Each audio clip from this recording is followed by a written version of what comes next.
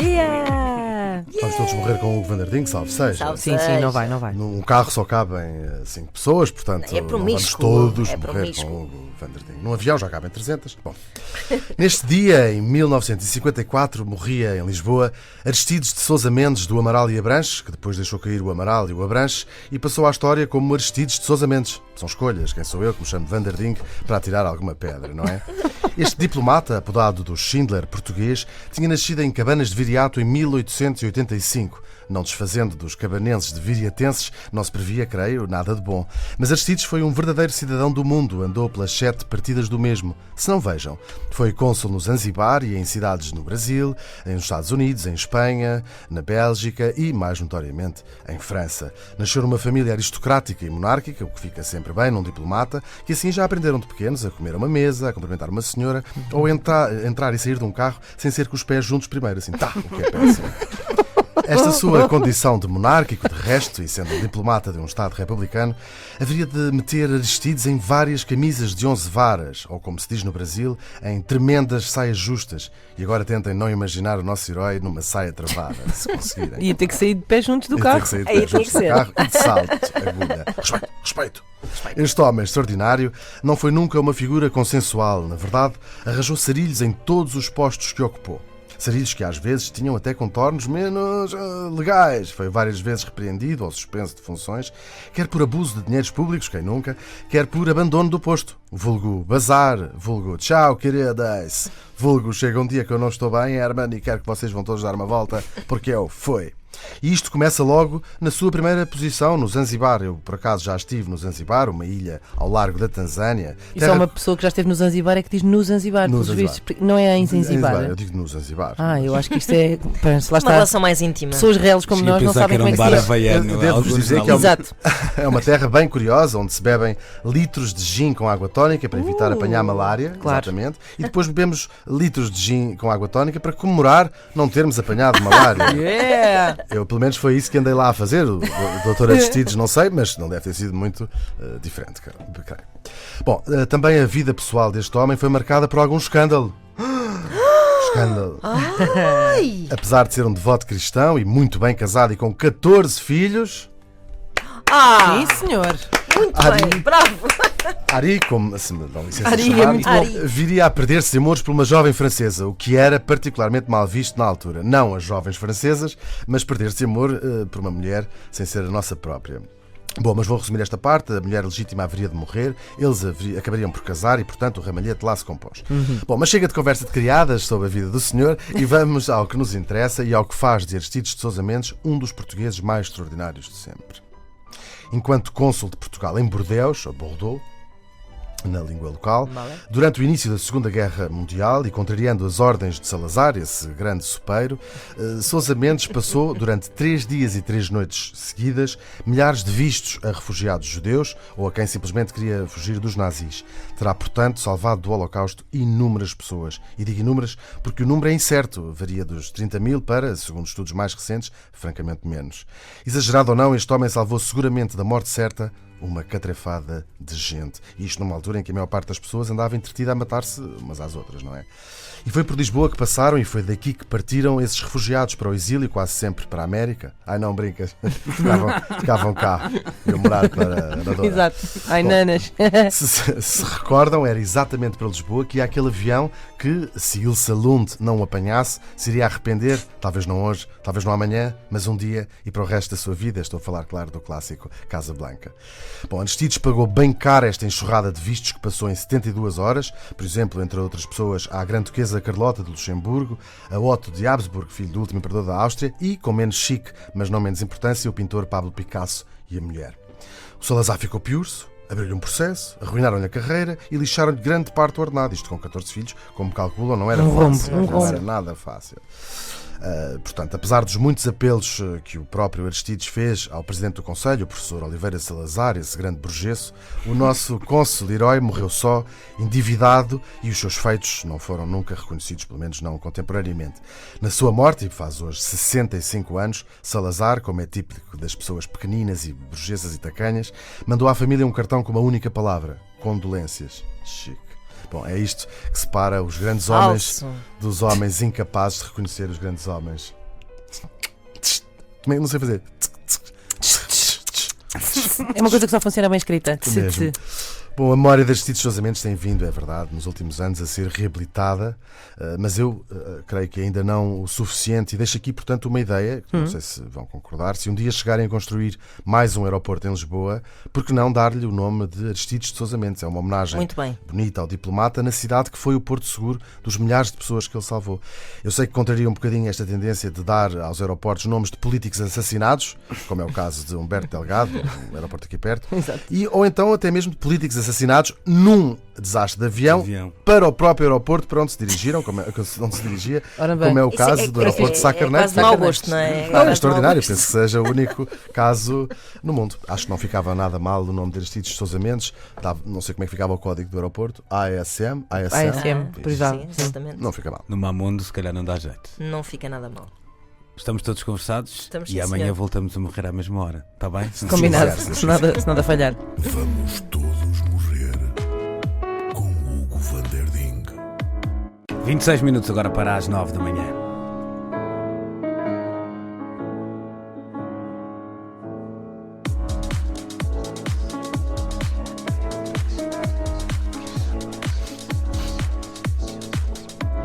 Vamos todos morrer com Hugo van der Ding. Obrigado, António Freitas, deixem-me só dizer Exatamente, por emprestar a sua voz a este genérico. E vamos de facto todos morrer. Parece que sim. Se for um de cada vez, as manhãs da 3 continuarão Mais até 4 morrer o dias. Até não último Exato. de nós. Bom, e hoje vou falar de uma pessoa que não morreu, mas que nasceu neste dia, apesar de também já lá estar na Terra da Verdade. Pois hoje, há precisamente Terra da 200 Verdade. anos, em 1819, portanto, para quem não sabe matemática, nascia no Rio de Janeiro a rainha Dona Maria II, ou melhor, Maria da Glória, Joana, Carlota, Leopoldina, etc, etc, etc. Já se sabe como é, e não há nada mais cavernícola do que ficar admiradíssimo porque os reis tinham imensos nomes próprios. Epá, achas que ela sabia isso tudo de cor? E, epá, isso cabia no cartão de cidadão. São piadas pouco sofisticadas e típicas de mentes nécias e de pessoas sem mundo. Fica aqui já o aviso, já se sabe que tem muitos nomes. Bom, Dona Maria II, a rainha de Portugal, foi filha de Maria Leopoldina de Áustria e ou do rei Dom Pedro IV ou do imperador Dom Pedro I. Não se sabe bem. Não porque não se soubesse bem quem era o pai, mas porque Dom Pedro usou estes dois títulos, respectivamente em Portugal e no Brasil. Estão a Agora ver? toma lá, que é para não seres burra. Tinha vários títulos e usava à descrição. Bom, Queria. foi Dona Maria II e porquê? Porque já tinha havido uma Dona Maria I, que era bisavó da nossa croma de hoje. Eu digo croma com todo o respeito, claro. Que isto é uma imensa caderneta. Exatamente, é a caderneta que estou aqui a compor com esta rubrica. Bom, adiante.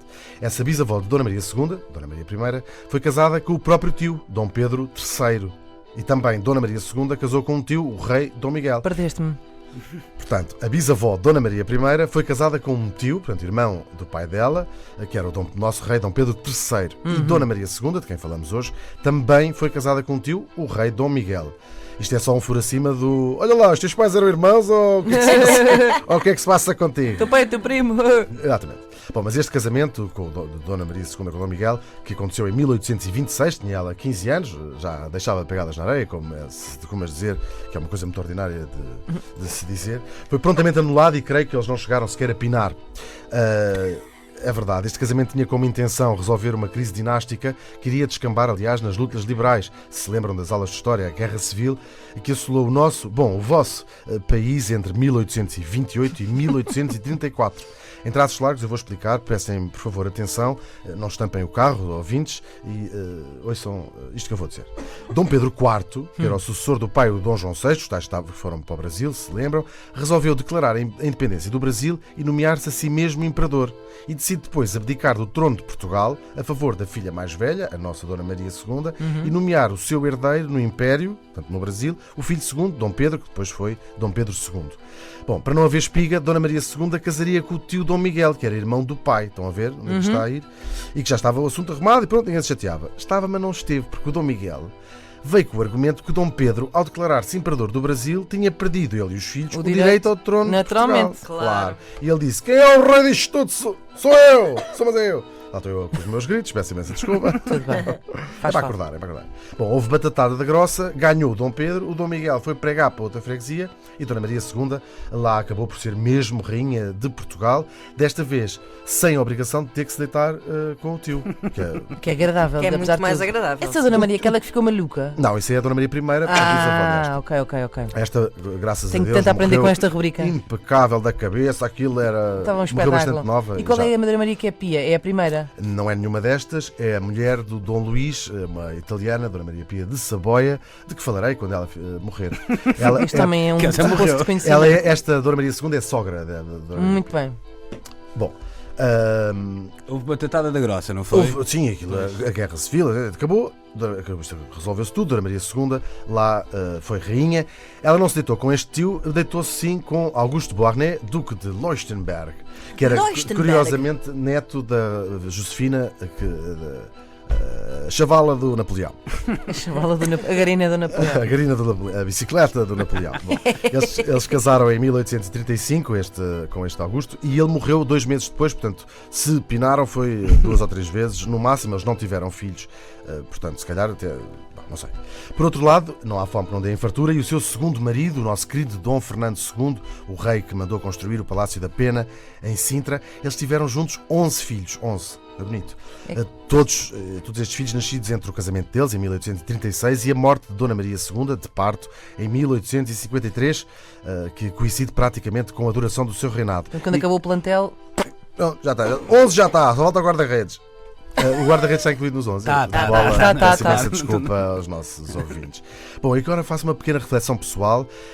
A Dona Maria II é muito acusada de ter péssimo feitio, de gritava com os ministros, era muito irascível, gritava com os secretários, tinha fitas, tinha ataques. Meus senhores, esta mulher passou o reinado sempre grávida.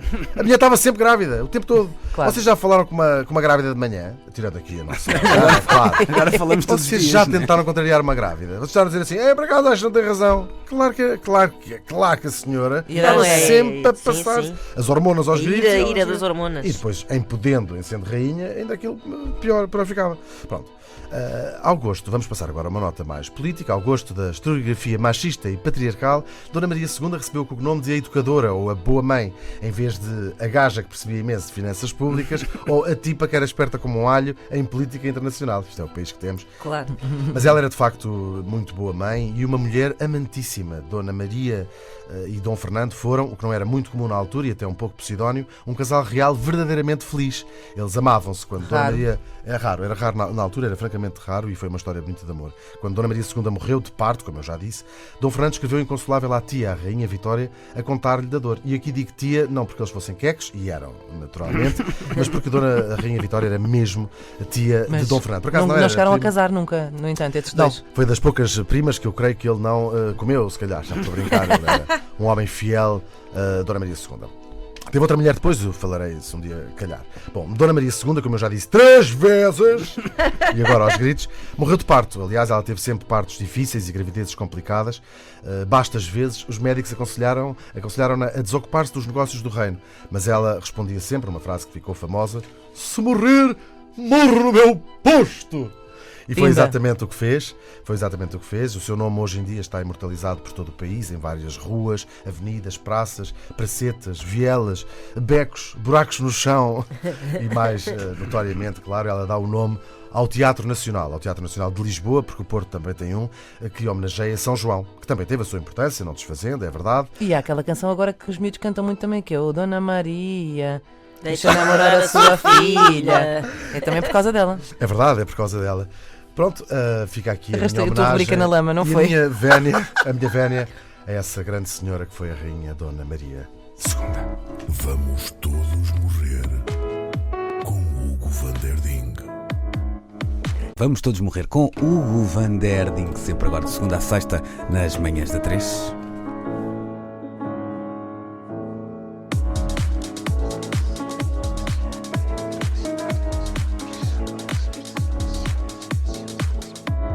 Vamos todos morrer com Hugo van der Ding.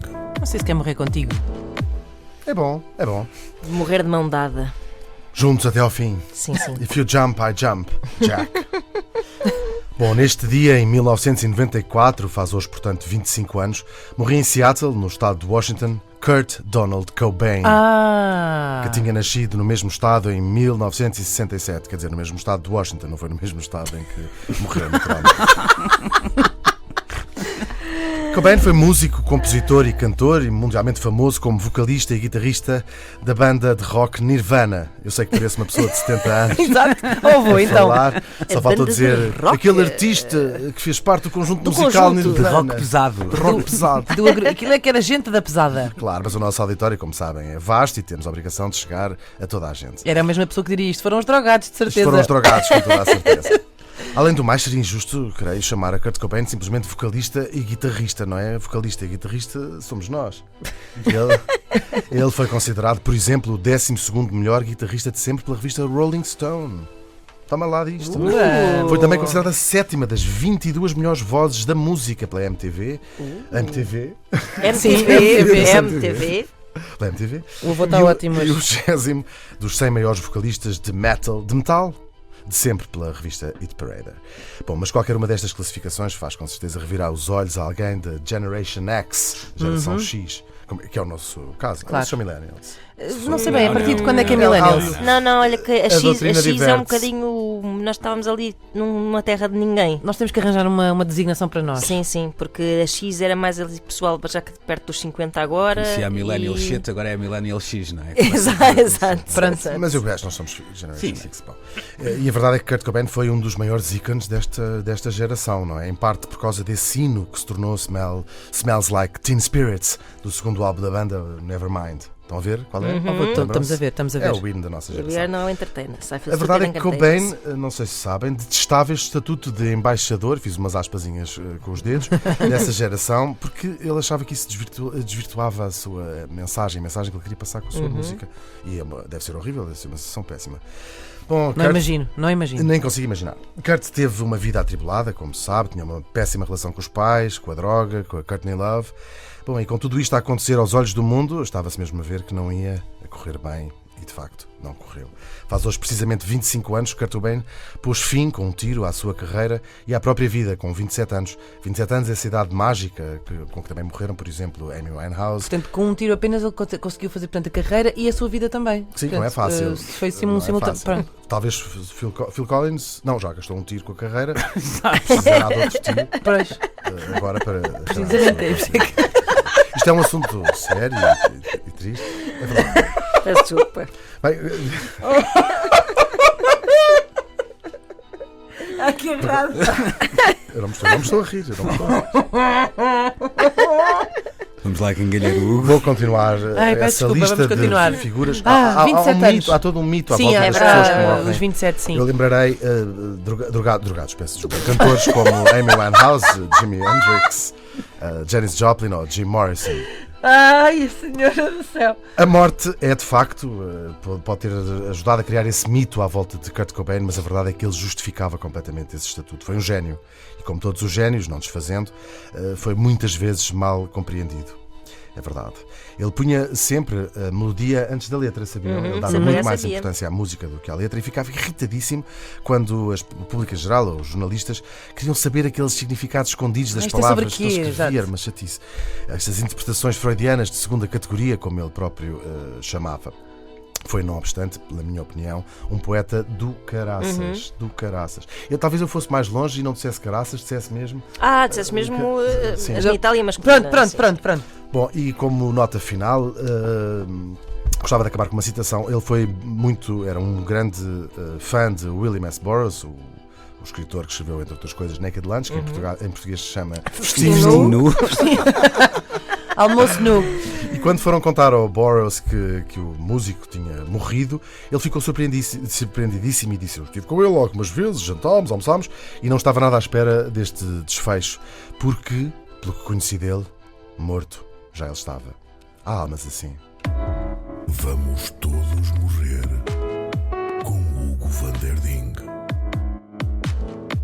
Hugo van der Ding agora na 3, com 26 minutos para as 9.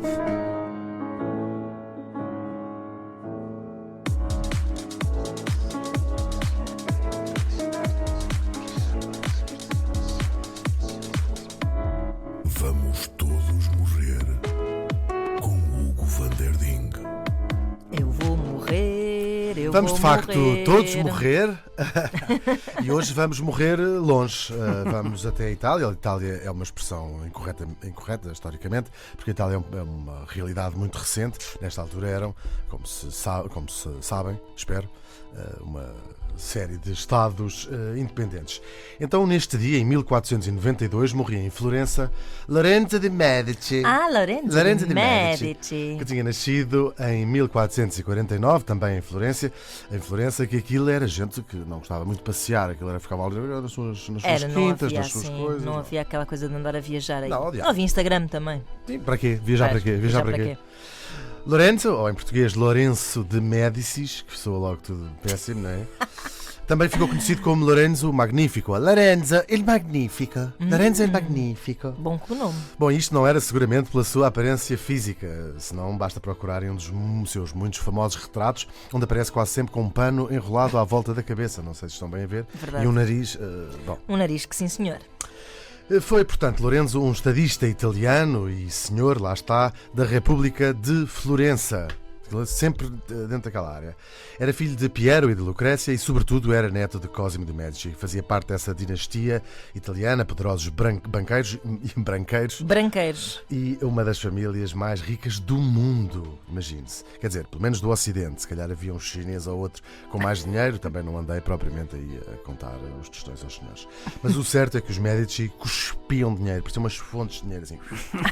Acendiam charutos em notas de 10 contos, tomavam pequenos almoços daqueles de novela brasileira, limpavam o rabo a panos de seda, tinham carros, jatos, iates.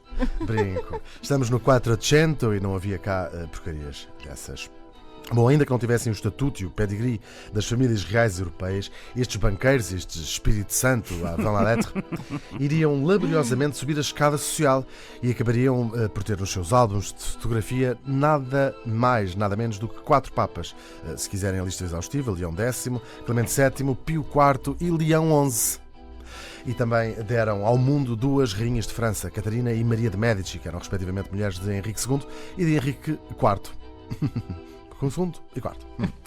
Bom, eles seriam também mais tarde elevados à dignidade de duques de Florença e depois grãos-duques da Toscana, que são títulos bonitos, não é? E não são de deitar fora. Mas isto já foi depois de Lorenzo ter quinado. A semente, no entanto, foi ele que a lançou. Os reis europeus tinham, de facto, a mania que eram muito mais chiques e tendiam a olhar de lado para estes italianos mais aburguesados, mas burgueses eram eles, que às vezes mal sabiam ler e escrever. Tomara eles. É a Lorenzo, e sobretudo ao seu guito e amor pela arte, que se fizeram grande parte das obras que hoje associamos ao Renascimento e também a Florença. Eu sei que não é bonito estar sempre a falar de dinheiro, mas tenho de dizer isto. Não é exagero dizer que Lorenzo, seguindo as pegadas do pai e do avô, pagou do seu próprio bolso todo o Renascimento, ou grande parte do Renascimento, pelo menos. Para além de patrocinar poetas e filósofos com a sua Academia Medici, foi também patrono, uma espécie de sugar daddy, de pintores como Botticelli ou Michelangelo, tudo coberto de boa pintura. Foi também um desportista, um diplomata, um político, um homem erudito, falava grego, latim, chinês. Foi patrono das artes e foi, pode-se dizer, um verdadeiro homem do Renascimento. Quer dizer, por acaso foi mesmo, não é? Esse foi mesmo. Aliás, eu diria mais, foi homem do Renascimento. Era a epítome de um príncipe. É precisamente, aliás, o título Príncipe, do famoso livro escrito por Machiavelli, que foi dedicado e inspirado em Lourenço. Devia ser fresco este Lourenço. E por falar em ter mau feitio, também neste dia, em 1973, morria o grande pintor Pablo Picasso, um beijinho, e em 2013, a primeira-ministra britânica, Margaret Thatcher. Ele deixou grandes recordações, sobretudo entre a classe trabalhadora inglesa, que ainda hoje tem uma estima e um amor, uma coisa imorrível. Imorrível. Beijinhos às famílias, então. Beijinhos às famílias. Vamos todos morrer com Hugo van der Ding. 26 minutos agora para as 9 da manhã. Vamos todos morrer. Não! Verdade.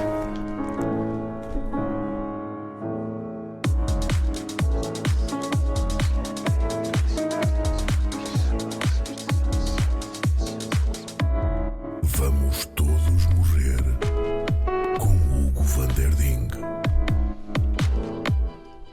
Pois vamos. Vamos sim, senhor. Vamos, sim, senhor. Vamos sim, senhor. Bom, então, neste dia, em 1959, morria em Phoenix, que se escreve Phoenix, Phoenix, no Arizona, o arquiteto Frank Lloyd Wright, que tinha nascido 91 anos antes. Não confundam, por favor, com Andrew Lloyd Webber, o La Féria britânico, autor de musicais como Jesus Christ Superstar ou Cats, por exemplo, que eu por acaso assisti em Londres. Há muito anos. Viajado. Viajo muito. Bom, o nome do nosso morto de hoje é, portanto, Frank Lloyd Wright. Eu imagino sempre alguém a chegar ao pé dele e dizer You're Frank Lloyd, right? Que é uma piada idiota.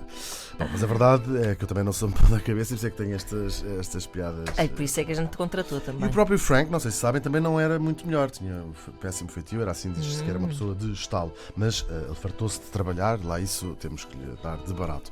Desenhou mais de 1000 projetos e assistiu pessoalmente à construção de cerca de metade deles. Haja, portanto, dinheiro e tempo, não é? Para não ter mais nada que fazer. Este homem acreditava na harmonia da arquitetura com o ser humano, bom, e o ambiente também, uma filosofia que chamou arquitetura orgânica. Sim, porque ele foi também um filósofo, sobretudo um filósofo da arquitetura. Um bom exemplo desta sua visão é a famosa Casa da Cascata, Falling Water, não sei se conhecem. Eu aconselho a que procurem no Google, agora não, enquanto estiverem a guiar, esperem e chegam ao escritório, depois roubam lá 5 minutos. O vosso trabalho também, com certeza, não hão de fazer falta e ninguém há de reparar. Não. Eu diria que esta casa, construída em 1935, é das mais emblemáticas do século XX e é realmente maravilhosa. Procurem e vejam. Ele desenvolveu o seu trabalho maioritariamente na América, mas não se limitou a desenhar só casas. Imaginou também igrejas, arranha-céus, escritórios, escolas, hotéis, museus, o diabo a 4, no fundo. E desenhava também móveis, às vezes, para as próprias casas. Ele ia a todas, não é?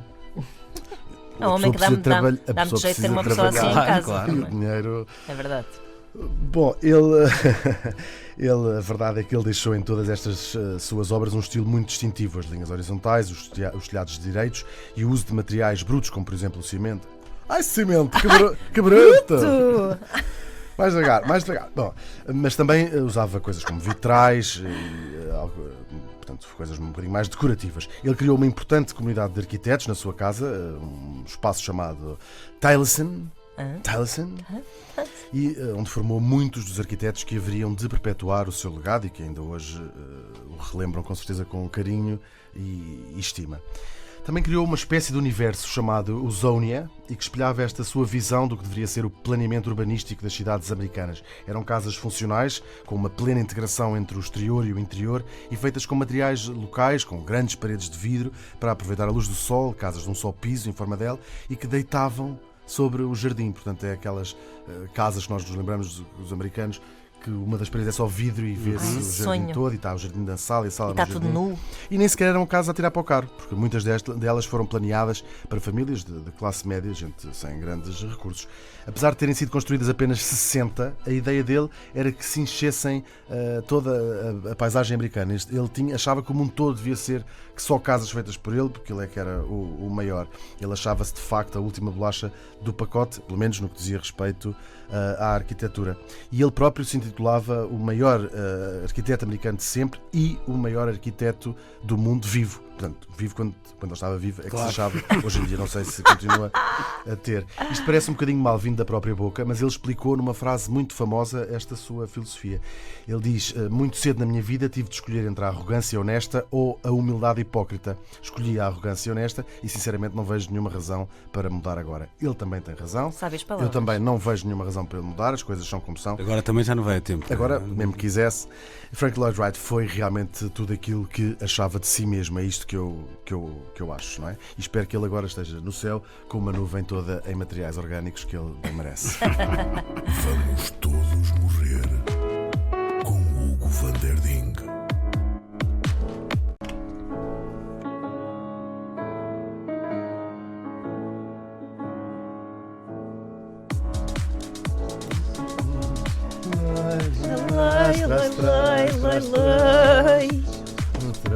Vamos todos morrer com Hugo van der Ding. Alguém devia escrever uma Por acaso letra vamos. para a marcha fúnebre, não era? Vou Trataremos pensar disso. nisso. Sim, Abrimos sim. um concurso público Exato. e depois ganham familiares Faz nossos, marchas. como é normal. Eu hoje vou trazer uma história de uma pessoa que não é uma figura propriamente pública, não é muito conhecida a sua história, mas eu acho que vale muito a pena e daria um belíssimo livro ou um belíssimo filme. Fica já aqui o Réptil. O Réptil. Deixa aqui um Réptil. Se já vou agarrar esse réptil. Bom, então falo-vos hoje da seguinte pessoa. Neste dia, em 1793, morria em Geneve, na Suíça, Isabel Juliana Monteiro Paim, que tinha nascido em Lisboa em 1753. Órfã de mãe desde o nascimento e filha de um diplomata, que andava como costumam os diplomatas, não é? Andar sempre por fora, foi criada pela avó paterna. Quer dizer, criada, salve seja, foi educada. Aliás, educadíssima esta senhora. Haveria de tornar-se, quando contava apenas 14 anos, na única pessoa no Reino de Portugal a fazer frente ao poderosíssimo Marquês de Pombal. Isto porque o nosso Sebastião José quis casar a heroína de hoje, Isabel Juliana, com o seu filho Zé Francisco. Bom, é verdade. Queria ser, aliás, Eu gosto mais tarde. muito que se chame Zé Francisco. Foi uma liberdade minha. Claro, Zé Francisco claro. Xavier Sim, claro. de Carvalho e Mel, queria ser o terceiro Marquês de Pombal. Zé Chico. Zé Chico. Bom, o Marquês quis casar o filho com esta Isabel Juliana e não só quis, como casou. Quem não queria nada era ela. Dona de uma vontade indomável, armou semelhante banzé que eu nem sei se vos diga, se vos conto. Conta. Eu conto. A avó, temendo o Marquês, bem insistiu. A menina está parva, quer apanhar o estalo, agora não vai casar com o Marquês. Seria... A Isabel Juliana não estava parva, estava de facto apaixonada por outro homem. Paixões de adolescentes? Já verão que não. Isabel Juliana chorou, ameaçou responder não à inevitável pergunta que lhe fariam no altar. A avó horrorizava-se. Que grande desgraça se haveria de abater sobre a nossa casa. Tem uma voz da avó, não é? Foi assim meio Maria Matos, não é? Foi um bocadinho. Bom, então Severa foi à avó, tanto a ameaçou, que lá casaram no oratório da sua própria casa, diante do padre Paulo de Carvalho, não o cantor, mas um irmão do próprio Marquês, e sob o olhar estarrecido das duas famílias, que nem queriam acreditar na ousadia da pequena Isabel Juliana. No entanto, esta jurou a pé juntos que nunca chegou a dizer o sim, e desde esse dia não deixou sequer que o marido lhe tocasse. Tratava-o abaixo de cão, empurrava-o da cama abaixo, punha-lhe sal no café, trocava-lhe a Nutella por tule e creme. Chegou, é verdade. E chegou a cozer-lhe os lençóis ao meio para que não se aproximasse sequer dela.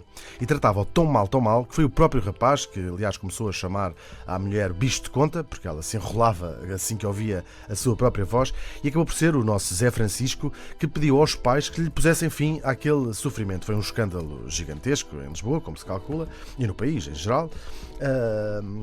E foi tal esse escândalo que o Marquês, iradíssimo, enxovalhadíssimo e passadíssimo dos carretos, lá conseguiu que o Vaticano, na pessoa do Papa, desse por anulado este casamento que de resto os noivos não tinham nunca sequer consumado. If you know what I mean. Mas, de torcido, o Marquês também mandou Isabel Juliana, no fundo, presa para o convento do Calvário de Évora. Só pelo nome já estão a ver mais ou menos o género, não é? Ui. E para garantir que ela tinha uma vida mesmo bem lixada, a abadesa desse convento era uma das irmãs do próprio Marquês. Ai. Credo. Bom, mas nem assim conseguiram apagar-lhe do coração o nome que no peito escrito tinha. Não, essa é outra. Bom, Isabel Juliana estava de facto apaixonada por Alexandre de Sousa Holstein, que ainda por cima era muito mais giro que o filho do Marquês. Nunca deixaram de se escrever, estes dois amigos de infância, provavelmente com a conivência das freiras, que também há freiras que têm um coração mole e romântico. Alexandre, de castigo, tinha sido mandado para a Universidade de Coimbra. De facto, as pessoas nesta altura eram muito cruéis. Bom, como a vida dá muitas voltas e a vida, como sabem, é como aos interruptores, e um dia a gente está bem e no outro dia passam por nós na rua e nem sequer nos dizem bom dia, o Marquês de Pombal acabaria, como sabem, com a morte de Dom José, por cair em desgraça e ser desterrado para o próprio Pombal. Um beijinho para os nossos ouvintes de Pombal, mas realmente... Bom arroz de tomate. Não é fácil, não é? Isabel Juliana esteve 6 anos presa naquele convento, mas cai Pombal e sobe ela, desta vez ao altar, e sim, já com Alexandre de Sousa Holstein, o homem que ela amava e que ainda por cima descendia, que é uma humilhação ainda maior para o Marquês, de gente que não gramava o ministro plenipotenciário de Dom José I, nem com molho à espanhola. Eles casaram, Isabel Juliana e Alexandre, em 1779, tiveram muitos filhos e foram felizes para sempre. Quer dizer, para sempre, até pelo menos à sua morte prematura aos 40 anos, em Genebra, faz hoje 226 anos. Ironia das ironias, já agora fica aqui uma curiosidade, o seu filho mais velho, portanto de Isabel Juliana e de Alexandre, Pedro de Sousa Holstein, iria ser o primeiro duque de Palmela e acabaria por ocupar precisamente o mesmo cargo que ocupara anos antes o Marquês de Pombal, esse homem todo-poderoso que teve um dia de se vergar à vontade de uma rapariga de 14 anos, apaixonada. É verdade, quando for assim, filhos, nem vale a pena. É isso mesmo. É uma bonita história, não é? É sim, senhor. Todos morrer com Hugo van der Ding.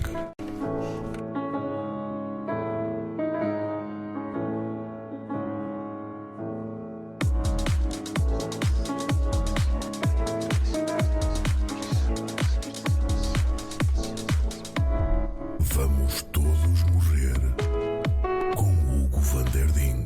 Vocês já repararam nas vozinhas sinistras que aparecem ali quando entra o beat, assim. São eles É fantasmas. Isso é fantasmas. Então- Hoje temos um Vamos Todos Morrer um pouco mais sombrio, mas também é importante falar destas coisas. Neste dia, em 1987, morria em Turim, de uma queda acidental ou não se sabe, de um terceiro andar, o químico e escritor italiano Primo Levi, que tinha nascido na mesma cidade em 1919, filho de um casal de judeus liberais, viria a ser, e se me permitem, não desfazendo, um dos escritores mais brilhantes do século XX. Isto, brilhante, é aquele adjetivo que não quer dizer absolutamente nada, é apenas um teaser. Como uma banda quando é competente, Exato, não é? muito competente, sim. Ela é muito simpática. Quer dizer, devia querer dizer alguma coisa. Não, eu acho mesmo brilhante, irradia. Sim, ok, literalmente, não é? Literalmente irradia. Não. Bem, Já não sei o que é que estavas Isto é a um- pensar e eu acho que era. Pensaste em acidentes Eu- nucleares, não foi? Não sei. Ah, sei, pronto, não sei. Mas tá eu bem. acho que é um escritor brilhante. Isto é apenas um teaser para quem nunca leu o Primo Levi, que me está a ouvir, que vá fazer, e de preferência já hoje passem por uma loja, uma grande superfície, e comprem um dos livros de Primo Levi. Ele não tem poucos. Bom, mas fica aqui o aviso: a vida de Primo Levi não é uma história bonita. Ele foi um excelente aluno e graduou-se em Química, ou licenciou-se em Química, mas teve dificuldade em encontrar um trabalho na sua área por causa das leis raciais que já estavam em vigor em Itália logo a partir de 1939, portanto um pouquinho antes da guerra. Mais tarde, quando os nazis invadem a Itália, transformam num estado fantoche, ele é obrigado, com a mãe e a irmã, a fugir para o Val d'Aosta e depois daí para os Alpes para se esconderem, como fizeram muitos judeus durante esta altura. Nessa viagem, eles eram bastante impreparados, pessoas da cidade de Turim, como já disse há pouco, e acabaram por ser presos por milícias fascistas em 1943 e foram mandados para um campo chamado Fossoli, nos arredores de Módena. Este campo depois é mais tarde invadido pelos nazis e Primo Levi é levado para o infame, conhecido pelas piores razões, campo de Auschwitz em 1944. Ele passou lá 7 meses até à libertação do campo pelo Exército Vermelho no dia 18 de janeiro de 1945. Dos 650 judeus italianos que tinham ido no mesmo grupo que ele, só ele foi um dos 20 que sobreviveu ao campo, este campo. A sua formação como químico iria ser-lhe bastante útil. Ele trabalhou num laboratório em Auschwitz onde tentavam produzir borracha sintética e foi isso que o terá livrado dos trabalhos forçados ou de ter morrido simplesmente de frio, como muita gente. Ele caiu gravemente doente pouco antes da libertação de Auschwitz e isso acabou por salvar-lhe a vida. Todos os prisioneiros, exceto os doentes mais graves, foram forçados a caminhar a pé até um outro campo depois da libertação e quase toda a gente que tinha sobrevivido ao cativeiro acabaria por morrer nesta marcha.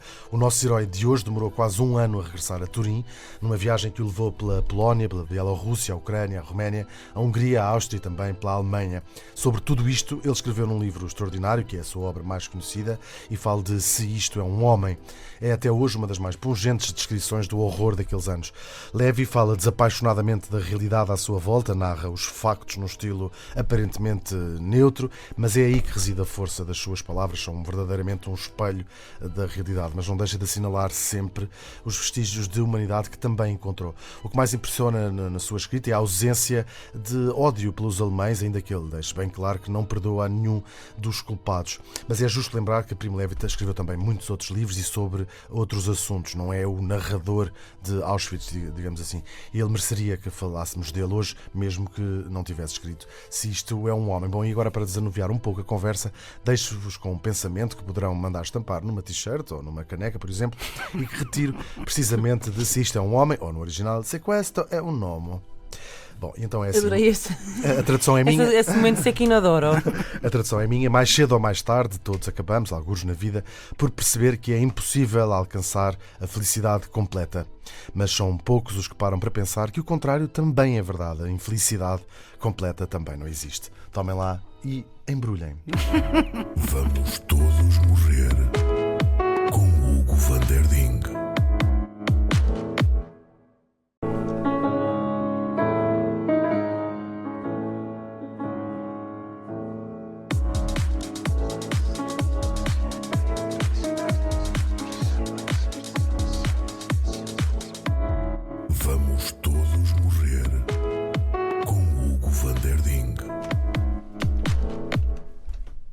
Olá, e vamos então todos morrer hoje com uma figura que merece ser mais lembrada e mais falada. Tem caído um pouco no esquecimento, também, talvez por estar morta. Bom, neste dia, em 1975, morria em Paris Freda Josephine MacDonald, ou melhor, Josephine Baker, cantora francesa, nascida nos Estados Unidos em 1906, filha de descendentes de escravos, também eles artistas de vaudeville. Pisou o palco pela primeira vez quando tinha apenas 1 ano na cidade de St. Louis, no Missouri, onde nasceu. Freda, ou melhor, Josephine, que viria a ser uma das maiores estrelas do seu tempo, chegou a viver na rua, dormindo em caixas de cartão, vasculhando comida em caixotes de lixo e ganhando uns tostões como artista de rua. Chateada com a mãe, que não queria que ela fosse cantora, e divorciada do segundo marido, Will Baker, de quem não ficou nem com as joias, nem com o carro, nem com a casa de Nem campo, com ele. nem com ele próprio, mas sim com o apelido, fez as malas e foi para a França. E fez ela muito bem. Estreia-se no Théâtre des Champs-Élysées em 1925, com apenas 19 anos. Josephine, uma das primeiras, na verdade a segunda artista negra a mudar-se da América para Paris, tornou-se imediatamente uma sensação pelo seu estilo erótico de dançar e por aparecer quase nua em palco. Havia de ser minha filha. Ui, Bom, levava poucas. depois de uma turnê pela Europa, tornou-se a estrela do famoso Folies Bergère. Aí, em Danse Sauvage, cria a sua imagem de marca, cantando apenas com uma saia de bananas artificiais, isto coincide com a Exposition des Arts Décoratifs, de onde veio o nome Art Deco, Ai, e com o meu Deus, eu fascínio... vou aprender muita Exatamente. coisa nesta rubrica. E com o fascínio europeu pelas artes de outras culturas, nomeadamente a africana, de que ela se tornaria a epítome. Se acham os vídeos da Ana Malhoa muito arrojados, fiquem sabendo que, então, já mais famosa que o Papa Bento XVI, Turbiné. Josephine Baker Je suis apresentava, turbiné. é verdade, se apresentava quase sempre com a sua pantera Chiquita e que trazia ao pescoço uma bela coleira de diamantes. Não é que a Inês e a Ana não se apresentem aqui sempre muito bem, mas convenhamos, é que nem um gato são capazes Desculpa, de trazer. Mas pronto, enfim. Josephine Baker, sem dúvida a mais famosa americana em Paris, escreveu a Hemingway que era a mulher mais sensual que já tinha visto. Picasso pintou-a e Jean Cocteau ajudou a tornar-se também numa estrela de cinema, tanto no mudo como a falar, ou melhor, a cantar. É desta altura, 1931, o seu maior sucesso, a música J'ai deux amours, Mon pays et Paris, voltou à América para uma temporada na Broadway, mas foi mal recebida e as críticas que se escreveram na Time na altura fariam José Pinto Coelho corar de vergonha, if you know what I mean. Ela volta definitivamente para Paris e torna-se cidadã francesa e serviu impecavelmente este seu novo país, fez parte da resistência à ocupação nazi e foi espia, recolhendo informações de ministros, generais e diplomatas, não só alemães, mas também japoneses e italianos nas festas, por onde continuava a ser convidada para cantar. Ajudou também a proteger, trabalhando diretamente com Charles de Gaulle, outros membros da resistência e a arranjar vistos para os que precisavam de sair de França, que a coisa não estava fácil lá. E por falar em sair de França, por ser artista, foi-lhe permitido pelos nazis continuar a sua carreira pela Europa e até pela América Latina e em África. Ela esteve em Portugal em 1941, é verdade, deu um concerto no Teatro da Trindade e, se procurarem no Google, há variedíssimas fotografias suas em tascas em Alfama, isto quando a mãe e o pai da Madonna ainda nem sequer se tinham conhecido. Os seus muitos feitos heróicos durante a guerra, de que fiz apenas um resumo, mas que valem bem a pena uma leitura de uma das muitas biografias que há sobre ela, valeram-lhe a Cruz de Guerra e o grau de Cavaleiro da Legião de Honra pelas mãos do próprio de Gaulle, que é uma honra ainda a dobrar.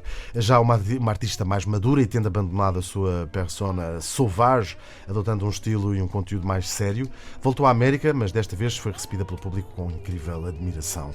A viagem não correria completamente bem, estávamos em 1951 e Baker recusou-se a cantar em Miami até que deixassem os convidados negros sentar-se entre os convidados brancos, como faz sentido, não é?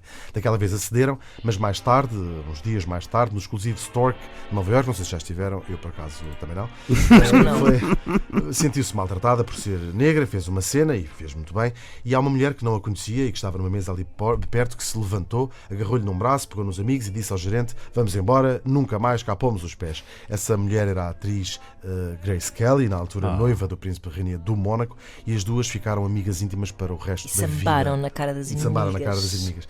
A Grace Kelly, aliás, de resto, ajudou muitas vezes Josephine Baker, que no final da sua carreira, quando ela tinha estampado todo o seu dinheiro, mostrou-lhe uma casa e, apesar de ter morrido em Paris, à parte, Josephine Baker está enterrada no Mónaco. Bom, a partir de França, mesmo a partir de França, onde morava, como afirmei, nunca deixou de apoiar o movimento americano pelos direitos civis. Incluía esse tema sempre que podia, em espetáculos ou quando era convidada para falar. Esteve e discursou ao lado de Martin Luther King na célebre marcha sobre Washington em 1963. Quando King foi assassinado, convidaram-na para substituir o grande líder à frente do movimento dos direitos civis. Depois de alguns dias de reflexão, recusou o convite porque, disse ela, os meus filhos, ela tinha adotado 11 crianças de todas as partes do mundo, são pequenos demais para ficarem sem mãe. Ela cantou até ao final da vida, durante mais de 50 anos de carreira, e foi sempre recebida com estrondosos aplausos. Lembramos hoje o dia em que ela morreu em Paris e o legado que deixou às mulheres negras, bom, e a toda a gente que ama a liberdade, a igualdade e a fraternidade. Merci, Joséphine. Merci. Très bien. Vamos todos morrer com Hugo van der Ding. Vamos todos morrer. Essa que é essa.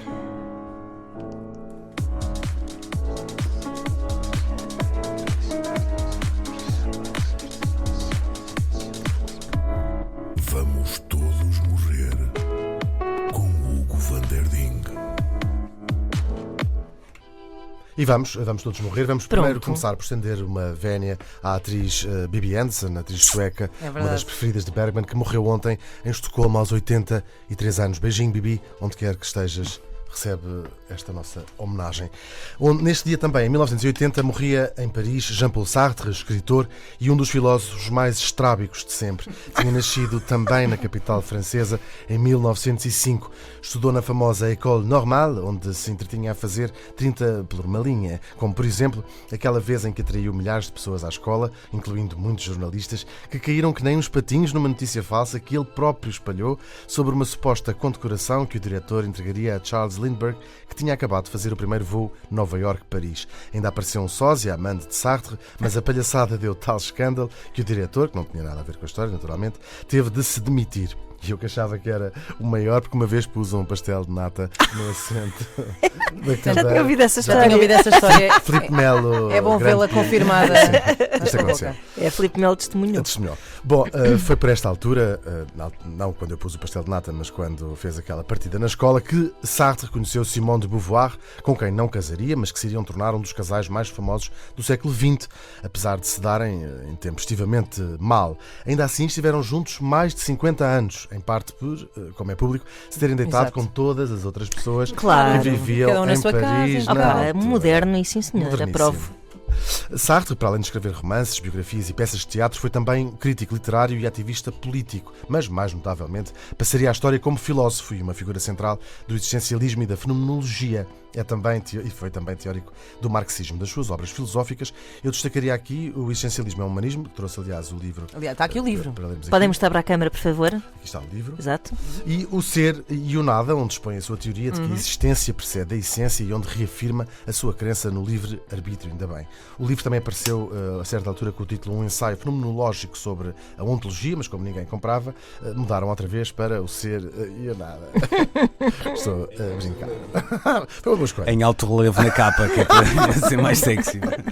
Bom, mas para quem não gosta de filosofia, não faz mal que o Sartre também escreveu outras coisas. Tudo com títulos muito engraçados, como A Náusea, As Moscas, A Prostituta Respeitosa ou, o meu preferido, As Mãos Sujas, porque dá para ir para a FNAC e perguntar. Peço desculpa. Tem as mãos sujas. Tem as mãos sujas? E eles caem. Tem pés de porco.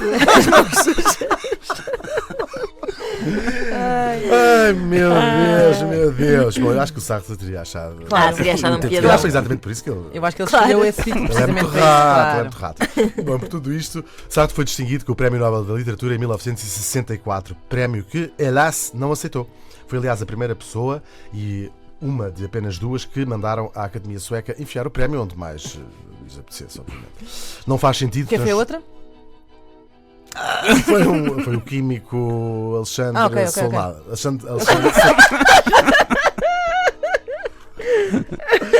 Foi a médium Alexandre Solnado que recusou o Nobel da. Não faz sentido transformar escritores em instituições, disse o Sartre na altura a que recusou o prémio. Apesar de incrivelmente famoso em França, ele e o seu existencialismo, sobretudo nos anos 60, tinha uma vida bastante simples e discreta, própria das pessoas da sua carreira intelectual. Mas continuou a meter-se em assados até morrer. Por exemplo, foi preso por desobediência civil durante os famosos tumultos de Paris em 1968.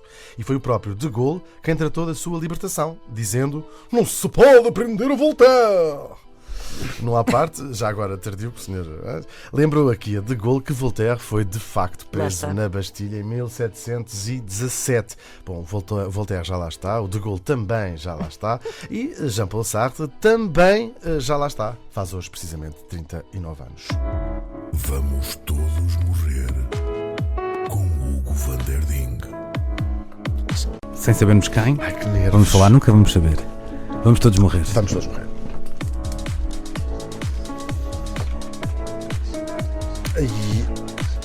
Ai, que giro. Vamos todos morrer com Hugo van der Ding. Estava só a aproveitar que estamos Ana em Marco estava a direto tentar para o assassinar-me Facebook. com o Não, urso. não, era mesmo só porque estamos em direto para o Facebook e as pessoas vão finalmente Ah, poder este- conhecer aquele é o Gesaffelstein Strapaziert. É o próprio. Eu pus-lhe este Urs- apelido também. Ursino.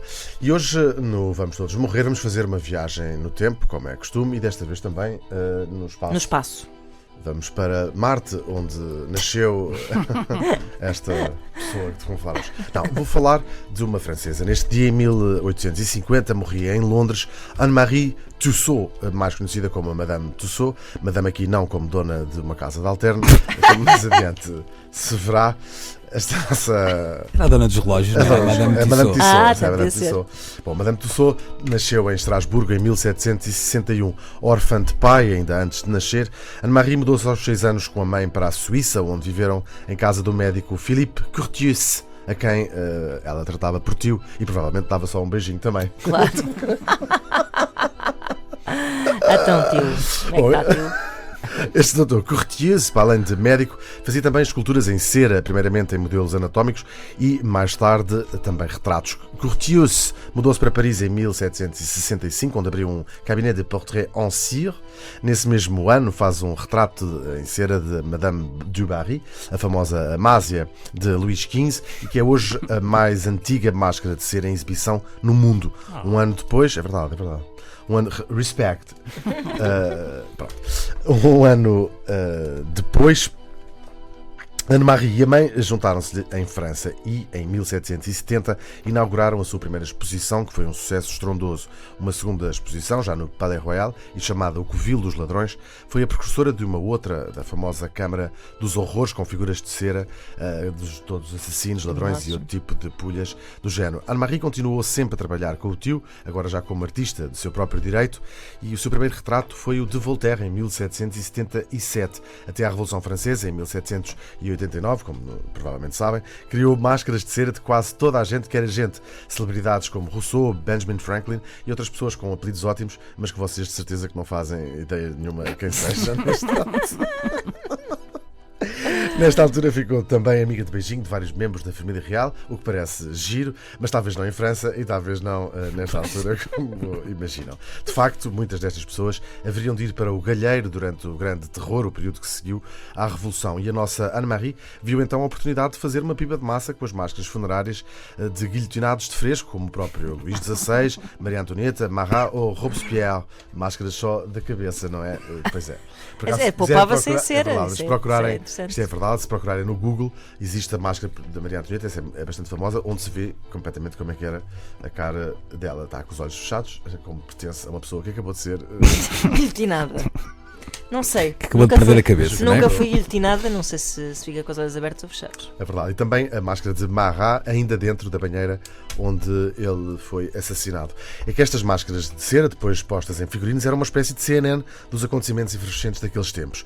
Mas um dia chegou a vez dela própria, Anne-Marie, possivelmente por causa da sua proximidade com a família real, ir parar com os costados na cadeia, onde foi, com a título de curiosidade, companheira de cela, por exemplo, da famosa Josefina, do Napoleão, que também estava presa, mas depois correu tudo bem.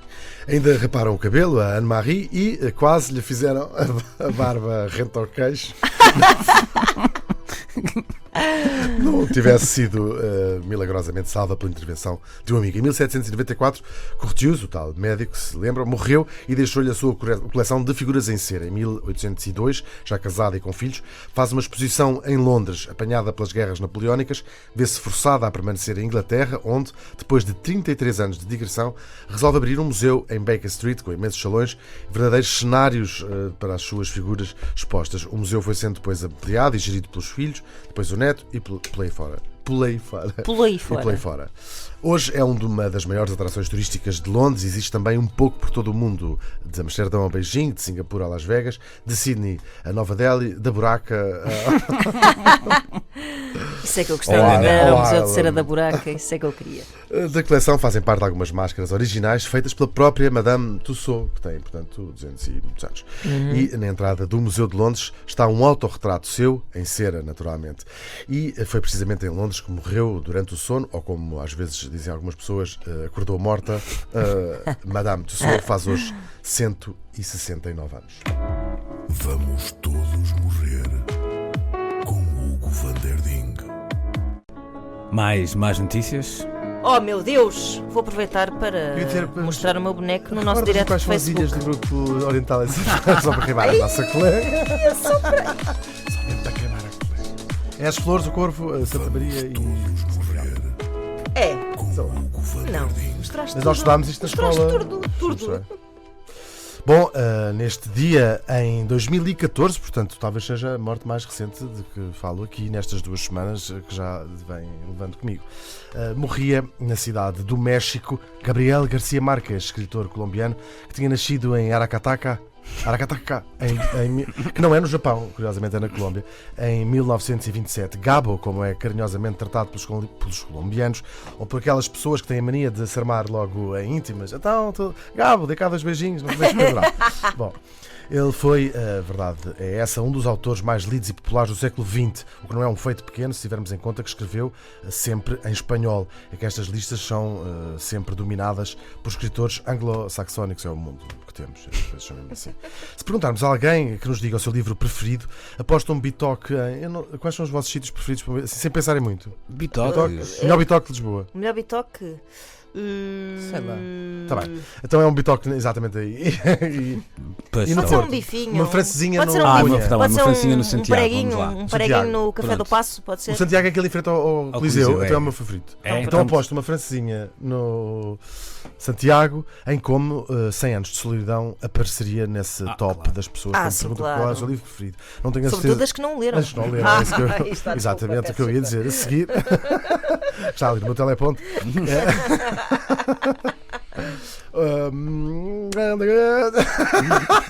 Peço desculpa, já Eu estraguei acho isto tudo. que eu acho que realmente é que as pessoas não leram o livro, mas as que leram também gostaram com toda a certeza. Claro. Esta sua obra-prima, que tem uma famosa e intrincada genealogia, Guerra dos Tronianos, tem sido muito comparada. Eu vi quando se falava da Guerra dos Tronos, falaram de 100 anos de solidão, por ter também uma genealogia complexa.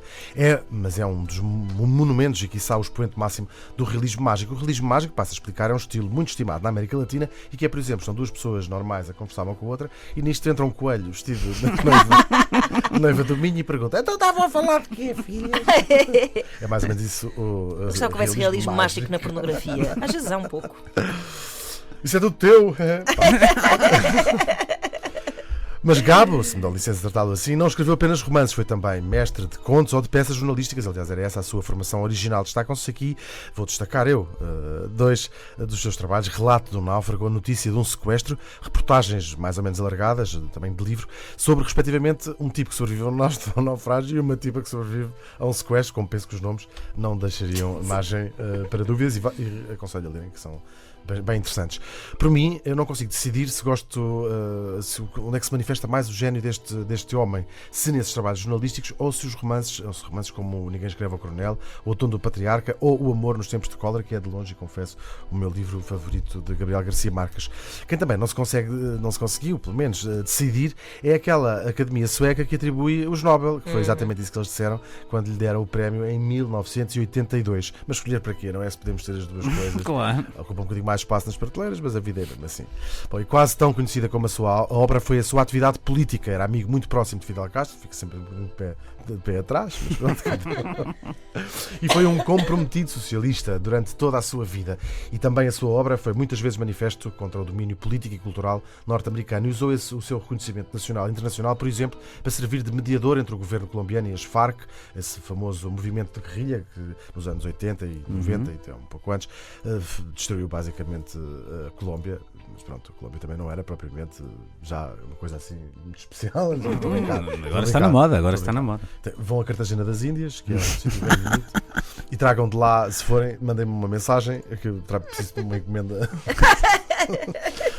de lá. Bom, este seu comprometimento político trouxe às vezes algum dissabor. É muito famosa uma duradoura inimizade, um ódio, estimação figadal entre ele e o escritor peruano Mário Vargas Llosa, que lhe deu uma vez um tabefe na cara. Na verdade, é verdade. Deu-lhe um soco na cara. Eu é que não queria perder esta ocasião de dizer tabefe. Mas sim, levou um soco. Tem mais impacto ainda. É verdade.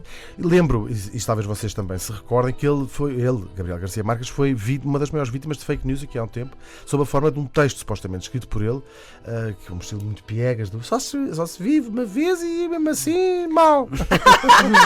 Isso é só uma senhora que era com o estilo. Isto é de escrever, estou aqui há 30 minutos à espera do 18. Bom, era um estilo completamente diferente do seu, e tenho a certeza que pelo menos 95% das pessoas que me estão a ouvir partilharam no Facebook, se calhar acompanhado de fotografias de gatinhos. Que grande clássico. Ou Minions, aqueles Minions. Eu creio que o senhor ficou a dar voltas lá no céu, de certeza. E agora vocês dizem, estão lá no céu, mas um socialista, um homem que não acreditava em Deus. Digo-vos que não é bem assim. Não acredito em Deus, mas tenho imenso medo dele, disse Gabriel Garcia Marques, que morreu neste dia, há 5 anos. Deus o tenha. Vamos todos morrer com Hugo van der Ding.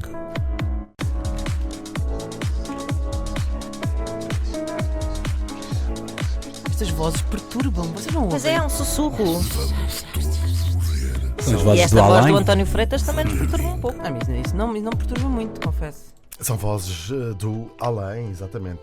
Bom, neste dia, em 1955, morria em Princeton, New Jersey, Albert Einstein, que tinha nascido em Württemberg em 1879.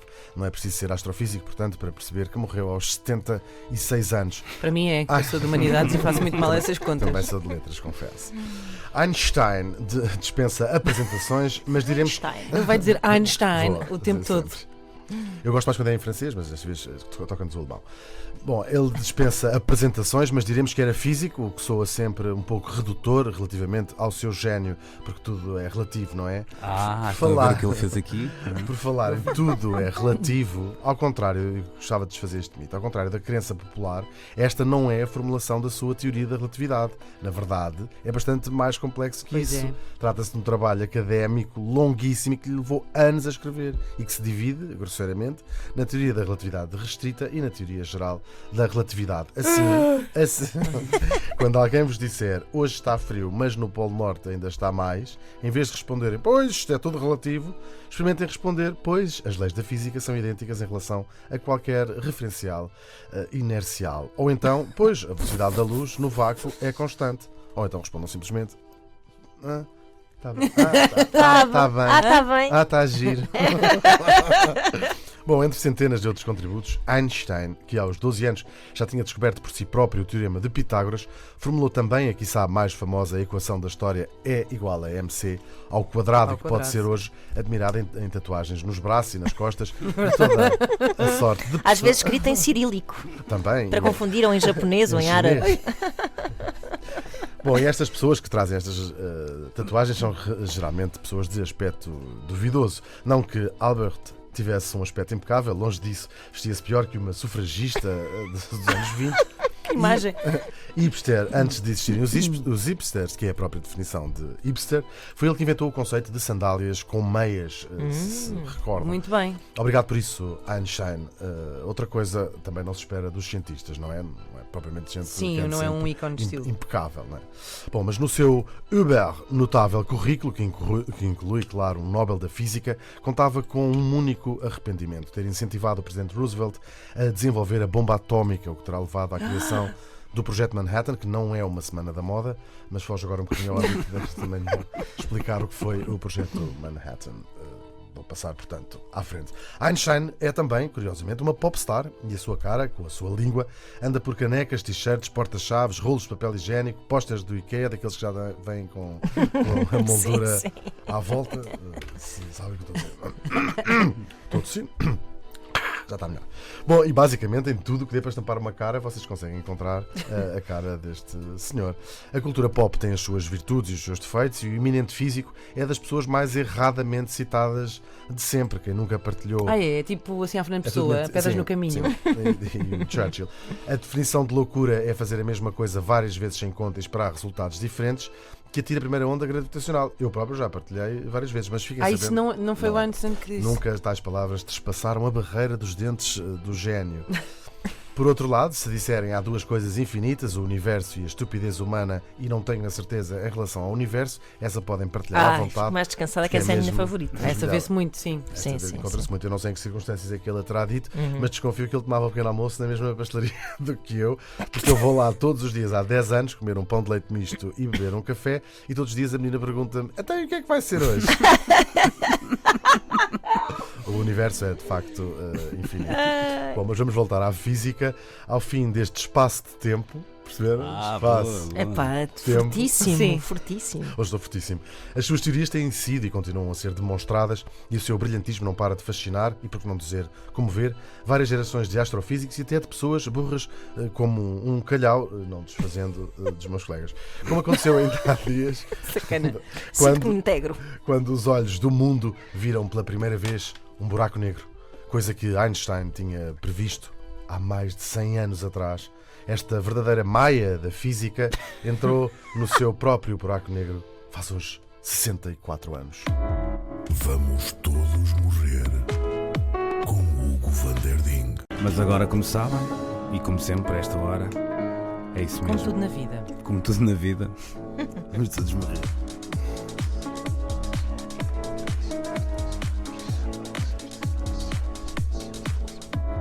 Vamos todos morrer com Hugo van der Ding.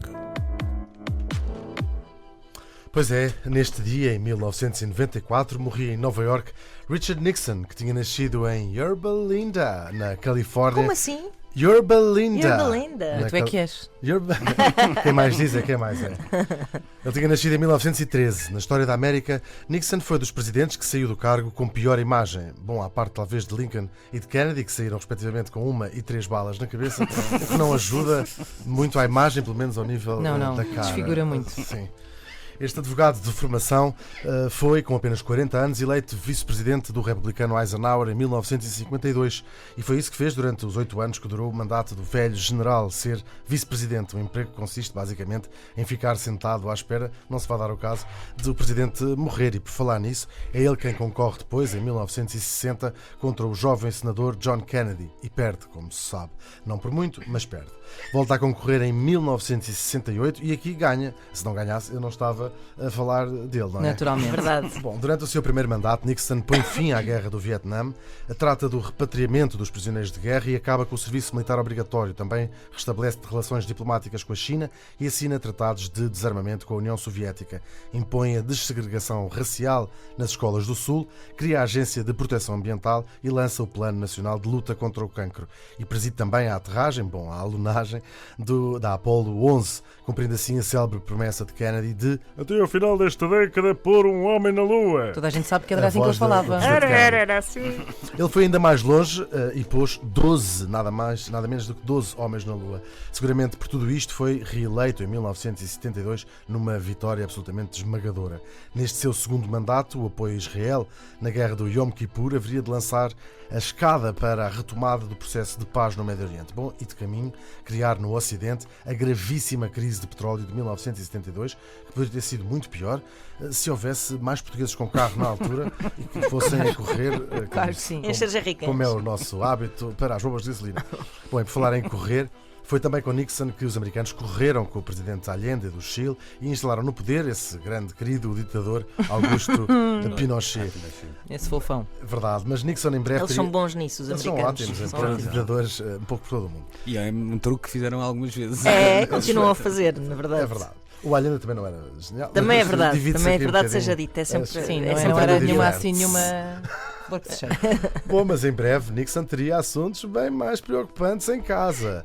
E por casa não quero falar da canalização da Casa Branca, nem do circuito elétrico, nem dos borbotos dos sofás da sala oval. Eu falo, claro, do escândalo que lhe haveria de custar a presidência, o Watergate, que é o nome de um complexo de escritórios onde ficava a sede da Convenção Democrática, que foi assaltada por 5 homens, à procura de segredos, amando ou com a conivência da presidência de Nixon, e que hoje serve de metonímica para qualquer escândalo. Não sei que é Gate, Gate. Benfica Gate, Porto Gate, Benfica Dragão Gate. Colgate, não é? Colgate. Bom, esta barracada, descoberta sobretudo por jornalistas, haveria de revelar mais tarde uma data de irregularidades e pecadilhos da administração e iria arrebentar em cheio na cara de Nixon. Perdeu o apoio popular e de grande parte do próprio partido, mas jurou que não sabia de nada e que se manteria no cargo.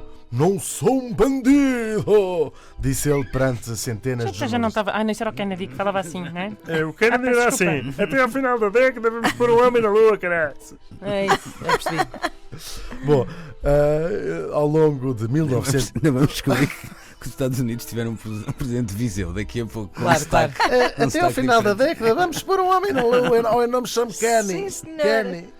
Bom, durante todo o ano de 1974, a catadupa de revelações de atividades ilícitas haveria de culminar na publicação de umas gravações.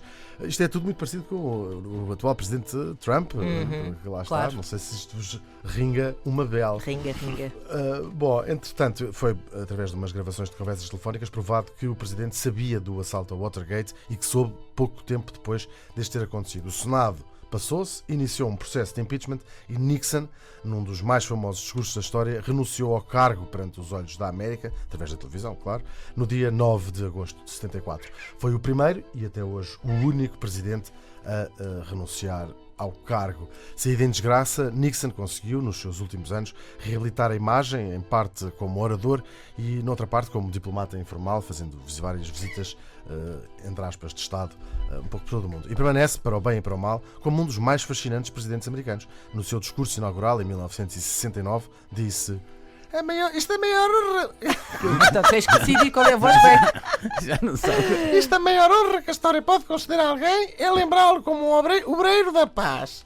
Não sei se é bem assim que lembramos Nixon, mas é essa a frase que está gravada no seu túmulo. Túmulo esse que foi inaugurado faz hoje 25 anos. Vamos todos Inauguração de um túmulo. com Hugo van der Ding. Adoro essa ideia de inaugurar túmulo. Verdade, uma pessoa morre e inaugura um túmulo. Agora está na hora, vamos todos morrer.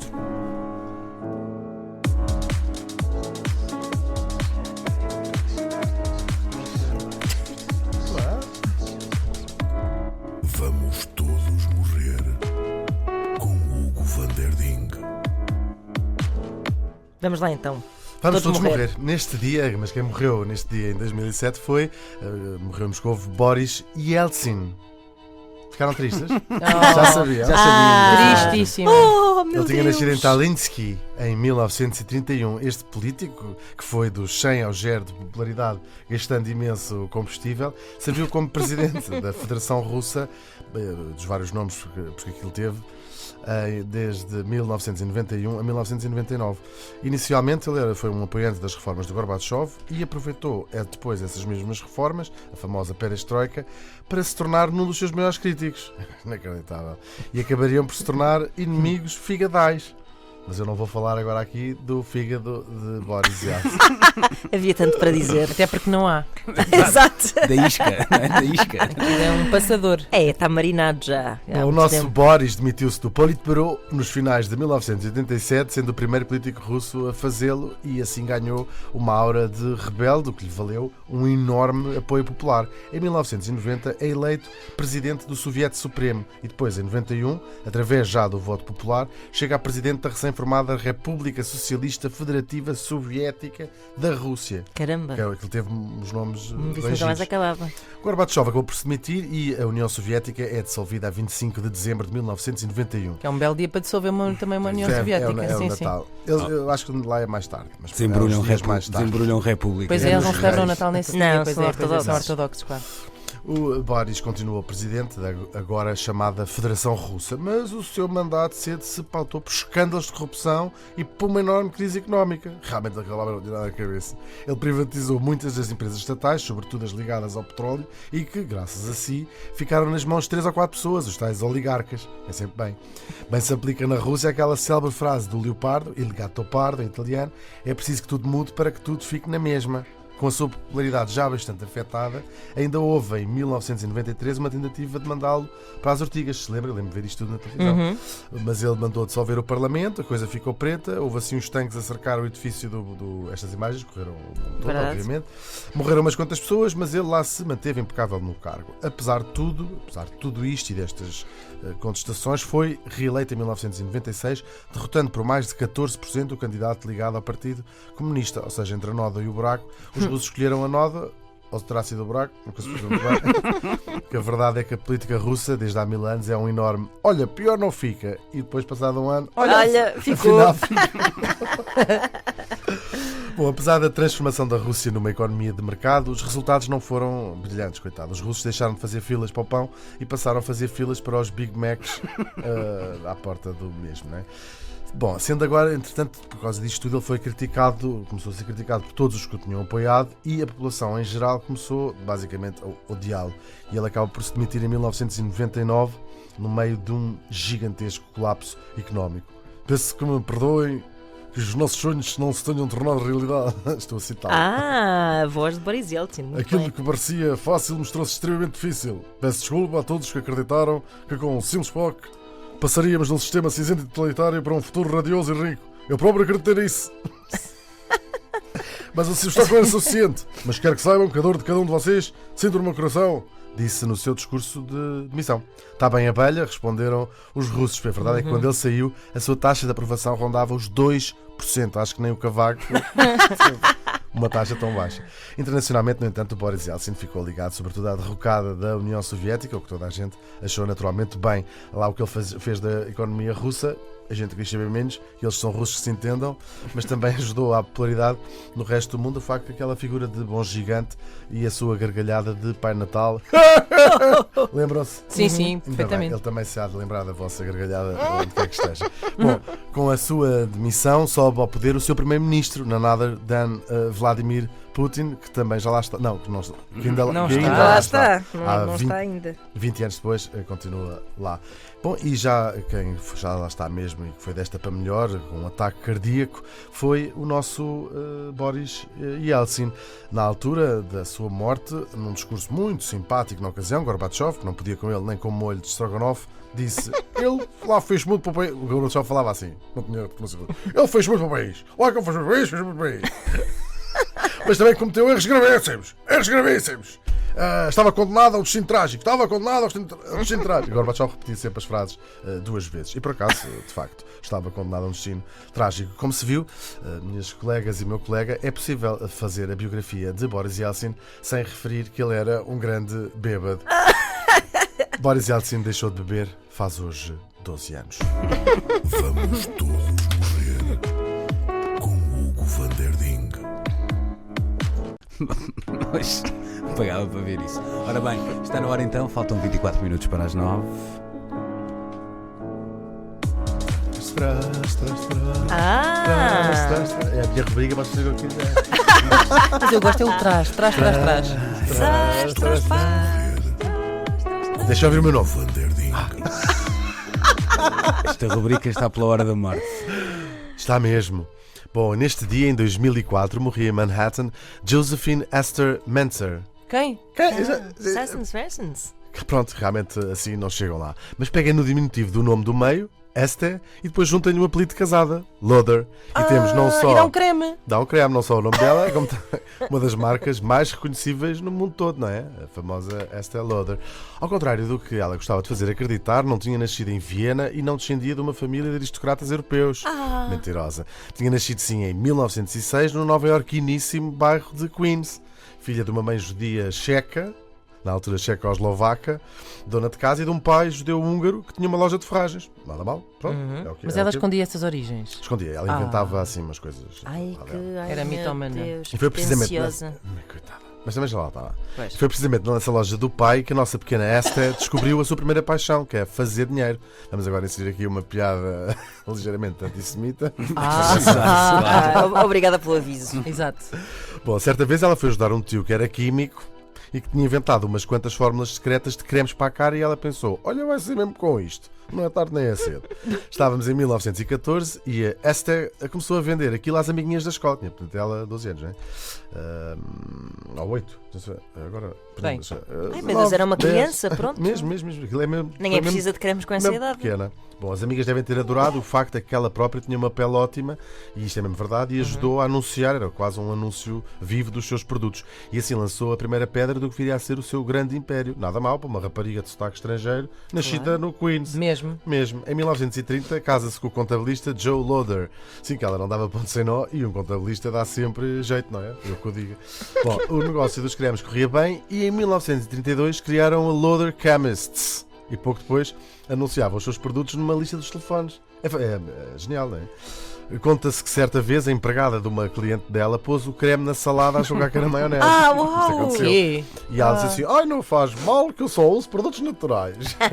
Ela- Ficou linda por dentro. Mas esta história é real? É mesmo verdade. Ah, Ela era uma hipster assim, antes de Avant Antes do la tempo. lettre. Bom, mas agora a sério, ela não só venceu no mundo da cosmética, como ela criou o próprio conceito do mundo da cosmética.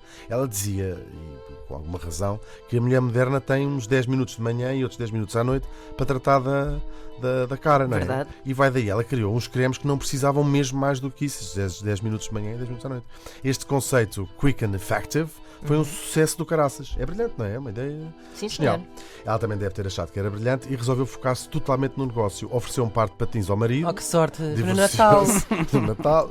Divorciou-se e foi para Miami, onde conseguiu pôr os seus cremes à venda naquelas melhores department stores que existem na América, e dando-lhe assim um prestígio que ela não tinha ainda conseguido com os cremes. Ela também teve a ideia, muito original na altura, de usar pessoas influentes para promover os seus produtos estrelas. Tipo influencers. Tipo Muito influências, isto antes sequer Que do Instagram visionária. existir. Mesmo. Em 1942, o filho que tinha ficado com o pai adoece e a nossa Esther volta para Nova Iorque e casa outra vez com o ex-marido, e ele que fica depois de novo a tratar-lhe das finanças, e voltam a ter outro filho que um dia mais tarde havia de ficar à frente da marca, que então já se chamava Estée Lauder Cosmetics. Ela volta a usar a técnica de ter os cremes à venda em grandes cadeias de lojas e usar influencers, desta vez em Nova Iorque, e nos anos 50 tem outra ideia peregrina que foi ela que inventou, que era distribuir amostras grátis. Imaginem, foi ela que inventou. Na altura toda a gente se riu e achou que ela ia ficar arruinada, mas não, afinal tinha sido ótima ideia, Claro. a empresa cresceu e esta começou a investir em lojas próprias, corners, e a contratar químicos e dermatologistas para desenvolver novas fórmulas. Em 1960, só para terem uma ideia, em 65 ela investe parte dos lucros que tinha até então, que foram cerca de 14 milhões de dólares que ela injetou na sua empresa. Isto na altura era, vocês nem fazem ideia. Ah, um dinheirão. Vocês sabem lá o que isso era. Vocês sabem lá o que era isto. A verdade é que na década de 70 já era uma das mulheres mais ricas da América, e 1/3 dos cosméticos vendidos anualmente já eram Estée Lauder. Ela foi a única mulher mulher na lista da revista Time dos 20 maiores génios empresariais do século XX. O júri provavelmente constituído apenas por homens, Claro. suponho, a ser a única, mas pronto, ainda assim, ao longo destes anos todos, criou uma variedade de outras marcas e está presente em mais de 150 países, emprega mais de 26 mil pessoas e gera milhões, milhares de milhões mesmo de dólares todos os anos. Aquilo é caríssimo. Aquilo é caríssimo. Pois. Isto eu estou a ser pago, obviamente, pela. Claro. Isto é um patrocínio, sim. A verdade é que a nossa querida Esther Isto morreu. tudo por causa. Tivemos uma festa e então o Hugo hoje usa Claro. o Mas estou ótimo. anti-rugas. Estás ótimo, estás Um sérum ótimo. anti-mini. Hoje trouxe um Ninguém tema diz. bastante feminista, É, claro. a pintura da cara. Bom, a nossa Esther Lauder É mesmo palerma. morreu aos 97 anos, toda lixada das articulações, a ouvir pessimamente, a ver quase nada e bastante cheia da cabeça, mas com a cara impecável. Ora, Faz aí hoje está. 15 anos. Vamos todos morrer com Hugo van der Ding. Se entretanto alguém estiver a ouvir isto e quiser mandar alguns produtinhos para mim aqui Olha, para a Mana Vocês Marca, não são Não Esther é? Lauder? quando Por acaso, posso, eu não. quando posso, ou quando me oferecem. Agora, eu tinha lido uma coisa quando me estava a preparar para esta rubrica. Ela inventou também outra coisa.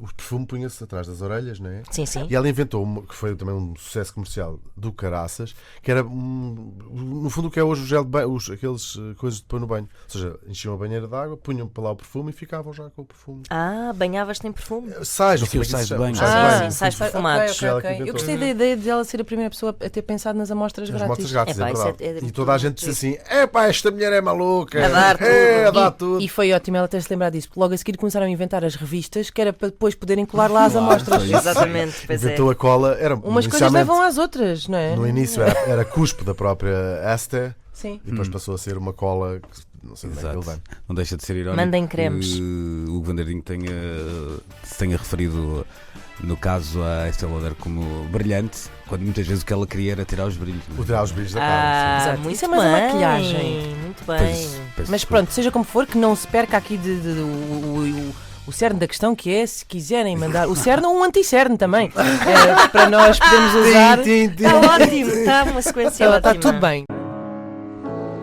Vamos todos morrer. Isto não tem graça nenhuma. Não, mas eu rio. É que isto está a ecoar pela estação de comboios do Castro Estreia. Hugo van der Ding. É para pôr as coisas em perspectiva. não É isso, é Bom, isso. e este dia há uma ligação ainda mais tétrica ao aniversário da Antena 3, porque a pessoa de quem vou falar hoje morreu precisamente com 25 anos. Portanto, Oh, que bonito!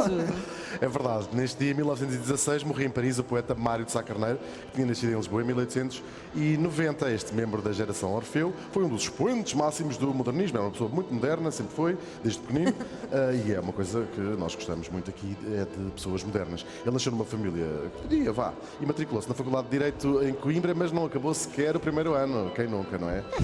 Esta parte da biografia de Mário de Sá Carneiro lembra muito da minha própria vida. A própria vida académica. Exatamente. Como o pai, a mãe já tinha morriu quando ele tinha apenas 2 anos, ele era tudo à grande francesa, Mário de Sá Carneiro vai para Paris estudar na Sorbonne. Estudar, vou pôr aqui umas aspas, o que ele foi lá fazer foi andar em party, ele era uma verdadeira máquina de fiesta. Até agora está tudo a responder Tudo também à ótimo. minha vida. Estou a adorar. E ele mergulha numa vida boémia, mas não corria lá muito bem, que ele era uma pessoa assim um bocadinho negra. Ele conheceu e foi amigo de muitos artistas da sua geração, em especial, claro, a sua ligação muito conhecida ao poeta Fernando Pessoa, com quem ele escreveria o resto da sua curta vida. Eles escreveram-se muito e esta correspondência é um verdadeiro diário do negrume que existia dentro da cabeça de Mário de Sá Carneiro. E é nestes anos em Paris, no meio daquela sua ele era muito inadaptação social e as suas angústias, que ele escreveu a maior parte da sua obra em muito poucos anos, cerca de 2 anos. Ele escreveu, por exemplo, este belíssimo Um pouco mais de sol, eu era brasa. Um pouco mais de azul, eu era além. Para atingir, falta-me um golpe de asa. Se ao menos eu permanecesse aquém, que é um poema muito conhecido dele. Entre 1913 e 1914, por causa da guerra, mais um tema bonito para falar hoje, a Primeira Guerra Mundial, ele volta para Lisboa e é com o seu amigo Pessoa e também com a Amada Negreiros, que faz parte do primeiro grupo futurista que houve cá em Portugal. Foi uma coisa ótima. No fundo, isto era uma espécie de tentativa de escandalizar a sociedade burguesa e urbana da época, daquelas duas pessoas que eram cosmopolitas e urbanas em Portugal na época e que ficaram realmente muito escandalizadas. Tão escandalizadas, eles criaram a revista Orfeu, que foi um verdadeiro escândalo. As pessoas ficaram assim: oh meu Deus, estes rabatos, estes homens não são bons da cabeça, seus bandalhos. A revista não foi muito longe, teve apenas 2 números, tal foi o escândalo na altura. Há um terceiro que nunca foi publicado, mas ainda assim estes apenas 2 números são um marco muito importante na história da literatura portuguesa e serviram para agitar as águas e o mundo cultural português e introduzir, digamos assim, o modernismo. Cá, toma lá e embrulhem com 2 números, fizeram mais do que se calhar muita gente. É verdade. Com 10 ou 20 ou 30. Bom, ele sempre foi um gajo, coitado, não muito bom da cabeça mas eu devo dizer que ele não deve Era o muito... que faltava ser dito, alguém tinha que dizer isso. Mário Sá Carneiro Era sempre para baixo, era a puxar tolinho, para baixo, coitado, era aquilo tolinho. era uma coisa muito negra, enfim, pronto. É falta do que fazer e falta de fome, porque ele era... dinheiro não lhe faltava. Eu acho que ele não deve muito a Fernando Pessoa, quer dizer, se calhar ficou a dever Dinheiro, 20 calhar. questões. Olha, tens aí, paga-me aqui o bitoque, eu não tenho. Uns copos aí, algo. Mas O a verdade absinto. sim, que ele adorava muito. Mas a verdade é que Fernando Pessoa ultrapassou em fama e em prestígio. Não se percebe muito porquê, talvez pelo ter Eram morrido 5, muito não cedo. é? Também depois... Na graça. A verdade é que este espírito atormentado ele volta para Paris e é precisamente no hotel de Nice, em Montmartre, que com apenas 25 anos cria o primeiro Quem Matou Sá Carneiro da história de Portugal. Desta vez. Mas sem comissões de Sem inquérito. comissões de inquérito, até porque foi ele próprio que resolveu fazer isto. Numa carta ao amigo Pessoa, ele tinha dito uns dias antes, escreveu-lhe: a menos que um milagre na próxima segunda-feira, dia 13, ou mesmo na véspera, o seu Mário de Sá Carneiro tomará uma forte dose de estricnina e desaparecerá deste mundo. E, de facto, assim fez. Foi um homem fiel à sua palavra. Faz hoje 103 anos que, com 25 anos, como a Antena 3, Mário de Sá Carneiro se matou! Viva Sá Carneiro! É um toque de esperança deixado então por Hugo van der Ding nesta emissão. Ficamos a 21 minutos. Está então na hora, vamos em frente. Vamos Para todos baixo. morrer. Para baixo, no caso.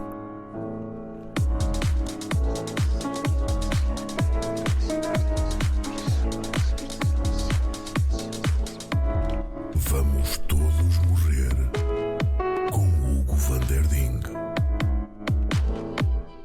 Vamos, sabes, Luís, neste dia, em 1980, morria em Bel Air, na Califórnia, o realizador inglês Alfred Hitchcock, que tinha nascido no Essex em 1899. Este homem, um dos nomes mais reconhecíveis do cinema, quiçá mesmo mais reconhecível no que aos realizadores diz respeito, e que deu até origem ao adjetivo Hitchcockiano. Pois não é, isso é de facto notável. Pois, não há, Ninguém diz acho que não há mais nenhum. Spielbergiano, se calhar não sei. Bem, não sei. Tarantinesco. Tarantinesco, não é? é verdade. Ele também inspirou o nome artístico, por exemplo, do autor pornográfico Alfred Hitchcock. Isto por acaso foi eu que inventei. Este homem não o Alfred Hitchcock, mas o Alfred Hitchcock, realizou mais de 50 filmes ao longo de 60 anos e produziu ainda a série de TV Hitchcock Apresenta entre 1955 e 65. Entre 55 e 65. Fico nervoso só de falar de Hitchcock, que o Luís pôs há pouco a trilha sonora. Alfred começa a sua carreira ainda durante o cinema mudo e o que ele fazia era desenhava aqueles cartões que se punham às vezes no meio dos filmes para explicar melhor o que é que estava a acontecer, tipo: ai, vi a minha mãe! Ou então, lá pá, os teus pais eram irmãos, ou o que é que se passa contigo? Uns anos depois, em 1925, ele realiza a sua primeira obra, ainda muda, The Pleasure Garden. Este por acaso eu nunca vi, não sei se já acompanhaste. Não. Mas já vi quase todos os outros filmes dele, devo dizer. Bom, 2 anos depois, em 1927, ele assina The Lodger, Story of London Fog, em português O Inquilino Sinistro, que é em si mesmo uma tradução sinistra, e que é o seu primeiro grande sucesso comercial. Depois, em 1929, faz Blackmail, o seu primeiro filme falado e que é também o primeiro filme britânico, já com as vozes dos atores. O seu estilo, o thriller, é logo reconhecível desde estas primeiras películas. Desculpa, é que eu tinha mesmo de dizer películas. Que eu não dizer películas. película aderente. E pelo menos 2 dos filmes que realiza logo no início dos anos 30, os 39 graus e The Lady Vanishes, entram para aquelas listas dos melhores filmes de sempre. Em 1939, com a carreira já bastante consolidadazinha e tendo-se mudado de armas e bagagens para Hollywood, onde chove menos do que em Londres, e onde seguia do lado certo da estrada, ele assina muitos outros filmes que também se juntariam a este tipo de listas dos melhores filmes. Talvez seja o realizador com mais títulos nestas listas que valem, claro. Assim, de repente, lembramos logo das obras-primas de Rebecca, que não era a prima, era a segunda mulher, de Rear Window, em português Janela Indiscreta, de Vertigo, em português A Mulher que Viveu 2 Vezes, de Psycho, no Brasil, Psicose, ou de North by Northwest, por cá chama-se Intriga Internacional, portanto já a obra de Hitchcock tem uns títulos muito mais manhosos em Portugal. Não sei se concordas. É verdade. São todos péssimos. Ao longo da sua carreira, ele vai receber direta ou indiretamente 46 nomeações para os Oscars e levar para casa, 6 estatuetas. Todas... Gosto muito desta frase. Falta a estatueta dourada. A estatueta dourada, sim, a estatueta dourada. Acho que não há ninguém que nunca tenha visto um filme do Hitchcock e creio até que um próprio marciano, reconheceria este estilo característico, que é usar a câmara de modo a dar a impressão que nós estamos mesmo lá dentro, não é? do filme. Portanto, a ver aquilo tudo a acontecer à nossa vista. Ou seja, no fundo é um movimento orgânico e que aquilo resulta em dar um medo do caraças. Outra característica dos seus filmes é serem quase sempre protagonizados pelas famosas icy blondes, ou seja, as mulheres, ou neste caso personagens, loiras frias, distantes e más como as cobras, como é o caso de Ingrid Bergman. Sabe o que estava a dizer? Eu vejo loiras, icy blondes, não era assim? Tipo Sexto Sentido. Sim, mas... Oh my God, walking around like regular blondes. As atrizes Ingrid Bergman, Grace Kelly e Kim Novak ou a Tippi Hedren. E por falar em mau como as cobras e em Tippi Hedren, Alfred, apesar do seu gênio, ou se calhar por causa dele, é lembrado como um homem com péssimo feitio, roçando mesmo o bully. A quem acha que tem um emprego mau, fique sabendo que a nossa querida Tippi Hedren, segundo ela por não ter querido ir para a cama com o mestre, foi obrigada a passar 10 horas de filmagens a levar e a ser picada com pássaros verdadeiros assim para cima. Pá, toma, vai buscar. No filme com o mesmo nome, de resto. Esse filme, que, na minha opinião, e penso que talvez seja corroborada pela tua, Luís, é responsável pela fobia de pássaros de 97% da população mundial. Não tenho, mas percebo-te. Eu tenho. Bom, ele tinha uma maneira muito curiosa de assinar os seus filmes e entra em pequenos papéis, passando assim no meio da multidão, ou fazendo de pica-bilhetes, esses cameos que Alfredo fazia. Era uma espécie de onde está Alfred? E por falar onde está Alfred... Já lá está. O homem que disse um dia: a ficção é a vida, mas com as partes chatas e aborrecidas cortadas. Muito bem, ele faz hoje 39 graus. 39 anos. Morreu faz hoje 39 anos, como os degraus. Eu quis acabar assim, como os degraus. Era um... Que estraguei. Caíste pela escada abaixo, no caso. Vamos todos morrer com Hugo van der Ding. Sempre disponível em antena3.rtp.pt. Está na hora de subscreverem o podcast também. E amanhã, já estamos à mesma hora para o novo serviço fúnebre. 26 minutos agora para as 9 da manhã. Daqui a pouco há XX para ouvirmos na 3.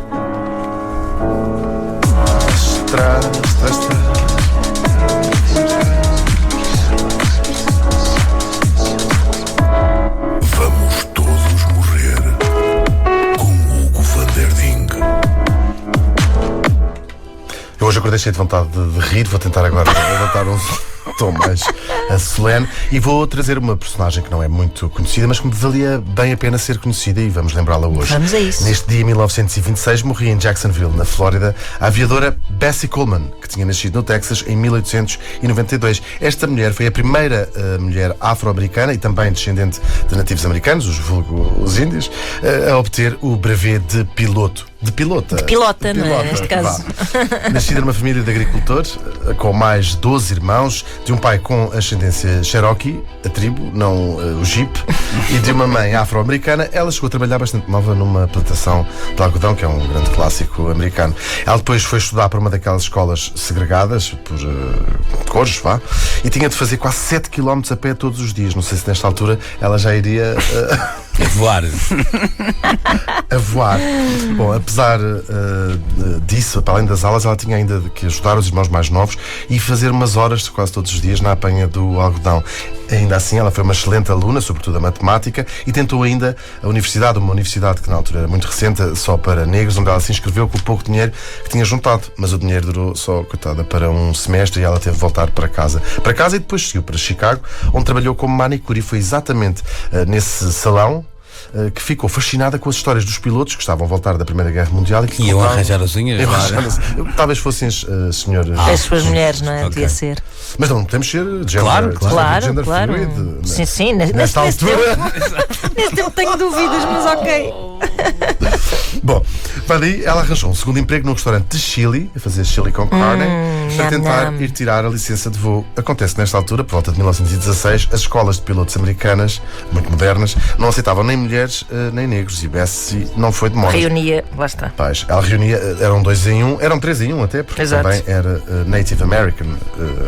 Ela não vai de modas. Ela, na altura, começava a surgir já alguns empresários importantes negros que tinham negócios black-owned, como eles dizem na América, portanto não sei bem como é que é de dizer, e vou até dizer aqui os nomes porque merecem ser citados. Robert Abbott, que tinha um jornal que era de maior tiragem em Chicago, e um outro homem que era banqueiro e que teve o primeiro banco exclusivamente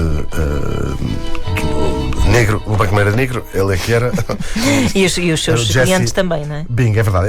Eles deram-lhe dinheiro, ela fez as malas e foi para Paris. Quem nunca fez as malas e foi para Paris, que tira a primeira pedra. Aí sim ela conseguiu tirar a tão desejada licença de pilota.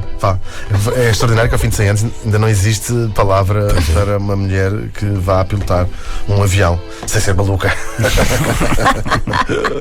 Bom, no dia de 15 de junho de 1921, Bessie Coleman torna-se então a primeira mulher afro e nativo-americana de sempre a ter uma licença de voo. Ainda neste ano ela volta a casa, a Nova Iorque, e causa uma enorme sensação daquelas de vir nos jornais e nas revistas todas, e quem sabe no Delas.pt. Wainanas mesmo, né? América. A aviação comercial ainda não tinha aparecido e só surgiu umas décadas mais tarde, depois da Segunda Guerra, e Bessie entra no mundo das acrobacias aéreas para ganhar a vida. Antes isso que se meter incrível. Na droga, não é? Ela volta à Europa e vai à Holanda e à Alemanha, onde para se especializar neste tipo de voos, que não são nada fáceis, como calculam. Nós já de moto é porque imagina fazer as piruetas.